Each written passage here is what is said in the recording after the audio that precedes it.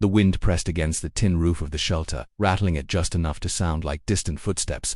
Outside, the parking lot shimmered under a weak winter sun, its edges blurred by ice melt and gravel dust. Inside Kennel 4B, the dog growled again, low, steady, not a bark but a warning. The sound had been repeating like a fault in a looped recording for hours, each growl more tired than the last, but just as sharp. Marla, the intake manager, stood with her back to the wall, clipboard hugged to her chest, jaw locked. She wasn't afraid of dogs. Not after 16 years here, but there was something about this one that scraped her nerves raw. He wasn't the biggest, not by a long shot, a lean ash-coated shepherd mix with the kind of thick neck and tense haunches that suggested both neglect and endurance. But he didn't posture, didn't bare teeth or lunge. He just growled, eyes pinned on the door as if expecting someone or something. It was the waiting that unsettled her. "Won't eat," came a voice behind her. Hank, the vet tech, stood, with a bowl of untouched wet food. He held it with the kind of casual helplessness that only came after you tried everything else. "Not even the beef stew stuff. Won't drink either." "It's like he's holding out." Marla nodded without looking at him. Her attention stayed fixed on the dog, whose eyes hadn't flickered since she arrived. "Holding out for what?" she asked softly, but it wasn't really a question, more like something a person says when the silence gets too thick. The shelter had seen dogs like this before, warped by grief, or trauma, or years of misuse. They came in, curled inward, distrustful, waiting for the next pain. But this one didn't flinch or cower. He wasn't afraid. He was focused, and that, more than anything, made him unpredictable. Outside the glass doors, the shelter's lobby buzzed with the low ambient noise of morning, a phone ringing unanswered, someone rustling through a binder, a soft cough. A man stood near the window filling out adoption papers, glancing up every few seconds at a golden retriever sprawled belly up nearby. The kind of dog that made rehoming feel easy, but the shepherd in 4B, they hadn't even bothered listing him yet. There was nothing to say, no name, no record. Just the municipal van that dropped him off in the middle of last night. The driver muttering something about found near the old levee road, then disappearing like he didn't want to be involved. Marla exhaled and turned. "Let's give him another hour. Then I'll sedate if we need to for hydration." Her voice was firm but quiet, like she was afraid to be overheard. She didn't see the girl until she was already past the reception desk. Small, maybe 10, pale coat, buttoned wrong. No parent in sight.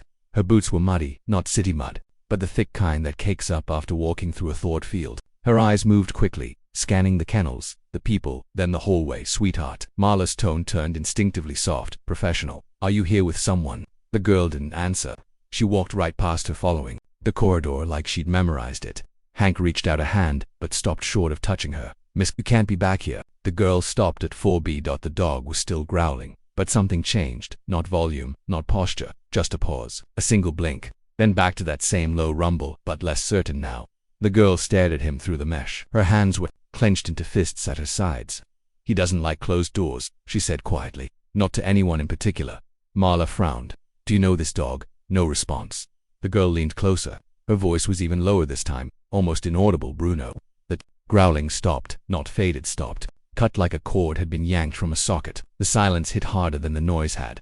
Bruno didn't move, didn't blink, but something in him changed. His whole body seemed to lean forward just slightly, like he was listening for a sound. Behind the name, Marla stepped forward, cautious now in a new way. "What did you say?" The girl didn't answer. She stepped forward, slowly, hand out, palm down, the way someone does when they've done it 100 times before. Bruno didn't retreat. His ears didn't pin back. He just waited. Low whine escaped his throat, rough, like it hadn't been used in weeks. Then he took one small step forward, paused, trembling just slightly. Another, and another, until his nose touched the mesh. The girl didn't cry. She didn't smile. Her hand hovered, almost touched him through the gate, then fell back to her side. Marla looked at Hank, who looked just as confused. "What's your name, sweetheart?" she asked again. The girl's gaze didn't move from the dog. "Mara," she said. And then she whispered, barely above breath, "I didn't know they took him." Behind her, a gust of wind flung a dry leaf against the glass door, the sound sharp as a knock. Nobody moved. Bruno sat down, slowly, like the weight of everything had finally caught up to him. The name, the girl, the hours he had waited in the hallway. The lights flickered once. Something old had been opened, something that had been waiting in the quiet. The lights flickered again, just once, and Mara stepped back. Bruno didn't follow. He stayed behind the gate, ears half lowered as if the sudden stillness in her had unsettled him. His nose twitched once in the air between them, catching something unspoken. A scent maybe, or something old, a memory, if dogs carried it the same way people did. In silence, Mara turned to Marla, her voice flat but not unkind. "You should open it now." The hallway felt too narrow all of a sudden. Marla's grip tightened on the clipboard. That's not how we do this, honey. Mara said nothing. Her fingers hovered near the latch of 4B like she'd known it all along. The same way you'd reach for your own bedroom doorknob in the dark. Bruno didn't move, just blinked once. Slow, deliberate. Hank stepped in, voice cautious. Marla, she knows the dog. There's something we're missing. Marla didn't answer. Her eyes were on Mara's coat, too thin, the wrong size. Sleeves rolled up awkwardly. There was a burr caught in the wool near the hem, the kind you'd only pick up walking through overgrowth, not city parks, not sidewalks. Mara reached for the latch. Mara caught her wrist gently. Not yet. The girl looked up at her. He won't leave without her. Who paused, and then quieter. My mum. Wind scraped against the far window. Somewhere near the front, a door closed too hard. Bruno's ears flicked toward the sound, then flattened. The air felt different now. Not dangerous exactly, but charged, like the moment before a storm when the trees still pretend it isn't coming. Let's go sit down, Marla said, carefully. We can talk. You can tell me what happened. But Mara didn't move. Her eyes were on the floor now, on the small patch of concrete just in front of Bruno's paws. He was lying down again, body stiff with alertness, tail curled tight. His gaze stayed fixed on her, not fearful, not aggressive, just watching, waiting. I didn't know they took him, she said again. We left the house 2 days ago. The water was up past the creek, and she said we'd just sleep in the truck until they let us back in. But then she started coughing again, and Marla knelt to eye level, keeping her voice steady. Is your mom at a shelter with someone? The girl blinked. She's at the hospital. Someone found us in the truck, and I left when she went into the machine. Mara said it like she didn't know what the machine was, just that it meant something final. The silence that followed was heavy. Hank shifted his weight, arms crossed now. The dog had not made a sound. How did you get here? Marla asked. I followed his smell. It was said so plainly that neither adult replied. Just the creak of the roof again, and the faint drip of melting snow from a leaking pipe outside. Something in the moment resisted questioning. Hank finally stepped forward. Let me open it. Marla hesitated. But there was something brittle in the girl's stillness that didn't feel like defiance. It felt like the last few threads holding her together. She nodded once. The latch clicked open, loud in the quiet. The gate swung inward with a slow groan. Bruno didn't move. Mara stepped in. She didn't kneel, didn't reach, just stood there, 6 feet from the dog, eyes level. Bruno rose slowly, cautiously, his paws making soft clicks on the concrete. He stopped 2 feet from her, head tilted, waiting for a command that didn't come. And then she whispered it again. Bruno.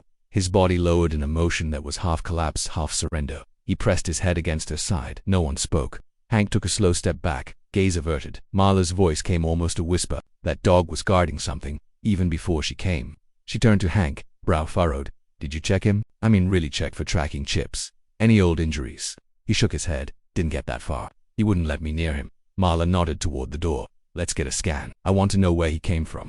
The girl stood, still, eyes closed now, hand on the back of Bruno's neck. The dog's breath came slow and heavy.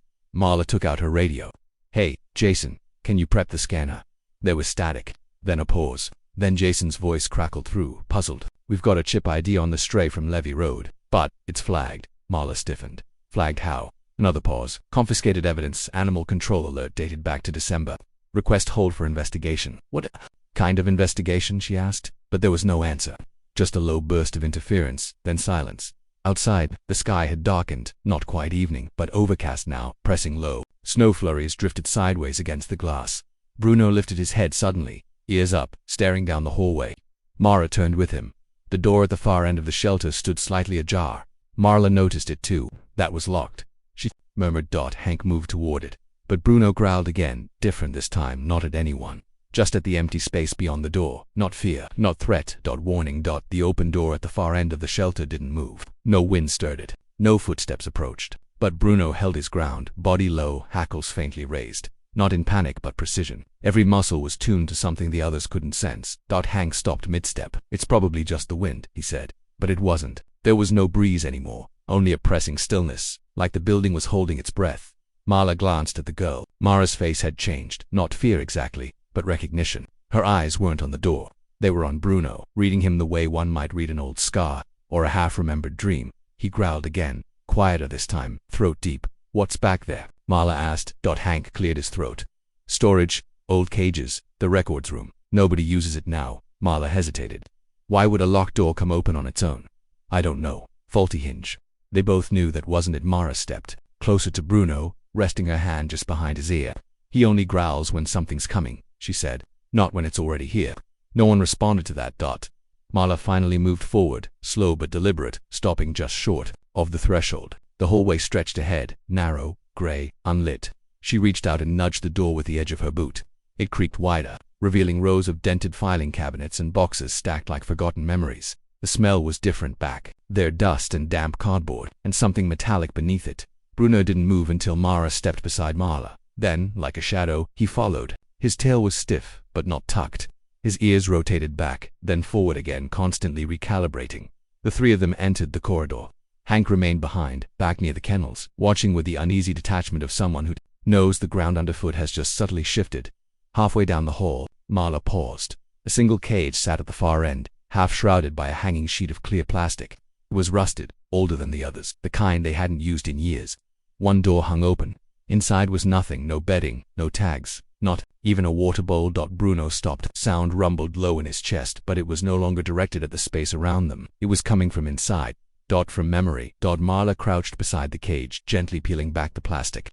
The metal was streaked with dried mud and something else, faint scratches near the base, like claw marks. She turned to Mara. Was he kept in a place like this? The girl didn't answer right away. When she did, her voice was faint. There was a man, she said. Mom said he helped train dogs, but he didn't like them soft. Bruno shifted beside her, tail sweeping low. His body was tight, like a rubber band held just before the snap. Did he hurt him? Mara's jaw clenched. Only when he was quiet. A silence settled again. Outside, the sky had deepened to a heavier gray, and snow had begun falling with more weight. Thick flakes now, gathering on the windowsills, dulling the last of the natural light. Marla rose. Her hands were shaking. I need to see that alert, she said aloud, more to herself than anyone. The chip registration. Why Animal Control flagged it. Back in the lobby, the shelter's printer clicked and whirred to life as Jason retrieved the record. A moment later he called out, "It's not a regular hold, it's federal. Federal, filed under an active cruelty investigation. There's a name sealed in the file. Douglas Wren." Marla froze. The name dropped into the room like a stone into deep water. Mara turned sharply. "That's him." Jason hesitated, confused. "You know this man?" She didn't reply. Bruno moved in front of her again, his posture gentle now, but unmistakably guarding. Jason kept reading. "It says the man was under investigation for illegal dogfighting, cross-state movement of unlicensed animals. There's an old note here. One of the dogs escaped during a seizure of the property, never recovered." Marla looked down at Bruno, the ash-colored coat, the thick scar just beneath the jawline. The way he had stood in that cage like it was a battlefield. He hadn't been dumped. He had come back. "What did your mom do when she found out?" Marla asked Mara quietly. "She told him we were leaving," the girl whispered, "that we didn't want the money anymore. She packed everything. She said we were done." "And he let you go?" Mara's voice was almost inaudible. She said not to look back. A burst of wind slammed into the windows just then, hard enough to rattle the panes. Outside, the snow was turning into something wetter, heavier. The parking lot was disappearing under white and gray.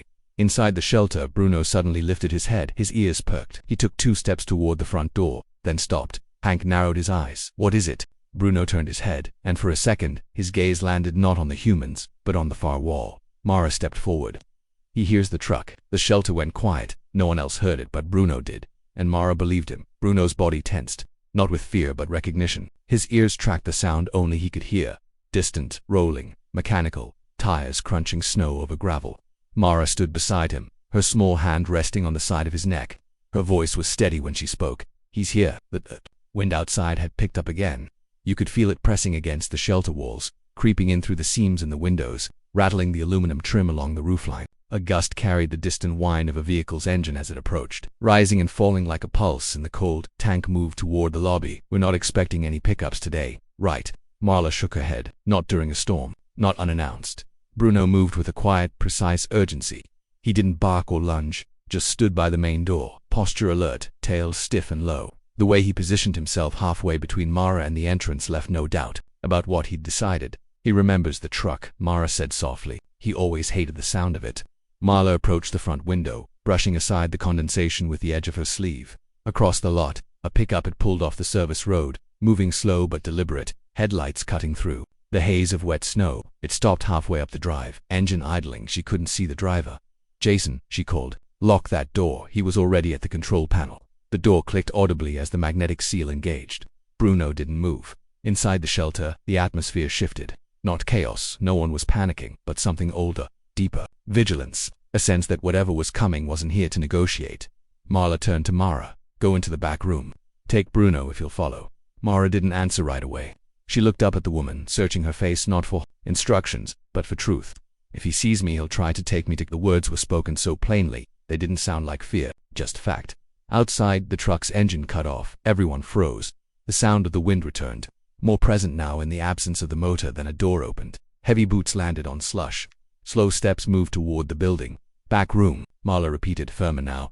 Bruno looked at the girl and gave a low whine, not protest, but reluctance. Still, he followed her when she moved. No leash, no tug, just something wordless between them. Hank crossed to the other window, trying to get a clearer angle. I still can't see his face. There was a knock. Not loud, just 3 dull taps on metal and glass, like a man knocking on his own door. Marla moved to the desk, pressing the intercom. A voice came through, cool, professional. Shelter's closed for the day. You'll need to come back tomorrow. No reply. Jason peered around the corner. We need to call someone. I already did, Marla said. The moment that name showed up, but they're coming from the next county. Could be an hour. Outside, another knock, harder this time. Jason took a step back. Should we show him we're in here or hide? Marla didn't answer. Her eyes were still fixed on the shadow standing just beyond the glass. Then quietly, neither, just don't open the door. In the hallway, Mara waited with Bruno. The lights back there flickered again, not from the storm, but from something inside the walls. Old wiring, old bones. Bruno pressed himself against her legs, head low, tail rigid. He wasn't growling, that made it worse. The silence was louder than any sound.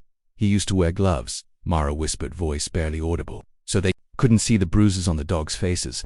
She reached down, stroking Bruno behind the ear. He kept the worst ones in the back pens, said they had to learn fear first, then pain. There was another sound from the front, metal on metal like a crowbar against the lower edge of the door. In the office, Jason backed away fast. He's trying the lock. Marla moved to the side wall and opened a cabinet no one ever used. Inside, behind an old first aid kit and a box of collars, was a small, rusted fire axe. She pulled it out and looked at Hank. Stay with the girl. If that door opens, you don't wait. Get her out the back. He nodded, pale but steady. Sure, no, she said, back at the door. The scraping had stopped. Instead, there was a voice, muffled through the glass. Too low to catch the words, but the cadence was unmistakable. A coaxing tone, like calling a dog out of hiding. Jason leaned closer to the pane. He's saying a name. Marla didn't look up. Who's? Jason's brow furrowed. I think he's calling for Bruno. Down the hall, Bruno jerked upright, not forward, backward. Every muscle pulled away from the sound like it was electric. No, Mara whispered. No, but it was too late. Bruno moved on, not toward the voice, but away from Mara, toward the locked interior, kennel gate, and he began to scratch. Not at the door, not at the hinges, at the floor right near the seam in the tiles. Over and over, claws pulling back dusty fragments, as if he were trying to dig something out from under the building itself. Mara knelt beside him. What are you doing?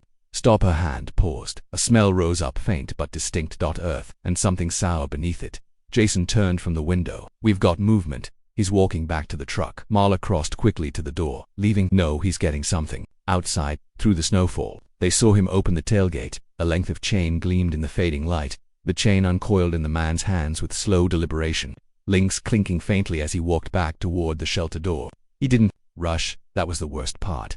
No panic, no shouting, just methodical steps, boots pressing prints into the slush-crusted snow. The way someone moves when they believe they still own what they came for. Inside, the lights flickered again. Hank stood motionless by the rear hallway, body blocking Mara from view, but she didn't try to hide.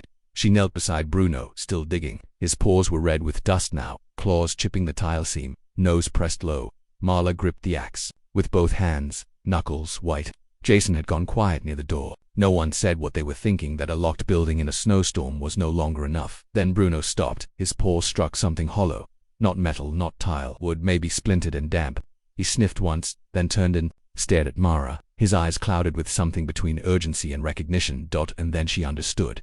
She reached down, pulled back the last piece of loose flooring. Beneath it, wrapped in old canvas, was a collar, worn leather, broken buckle, and buried deeper still, a chain. Short, rusted, snapped at the base. That it wasn't his. Not Bruno's, but he remembered who it belonged to before anyone could speak. The sound of a key scraped against the front lock. Jason flinched. How the hell? I changed the locks last fall, Marla whispered. That key shouldn't work, but it did. The latch gave way with a final metallic click. Marla didn't wait. She stepped forward, body tight, weapon ready. Not heroic, just unwilling to freeze. Outside, the man pushed the door open with the same hand that held the chain. His eyes swept the room, slow and calm, until they landed on the girl. Then Bruno stepped into the space between them. There was no bark, no charge. He simply stood there facing the man like a shadow rising from the floor. The chain in the man's hand dropped an inch. Bruno took a step forward. Mara didn't speak, didn't cry out, just placed one hand lightly on his back, and that was what did it. The man froze. His eyes flicked between the girl and the dog, calculating and for the first time, uncertain. Bruno didn't move. His stare held. "You don't own him anymore," Marla said quietly. The man didn't reply. A gust of wind pushed snow into the entryway behind him.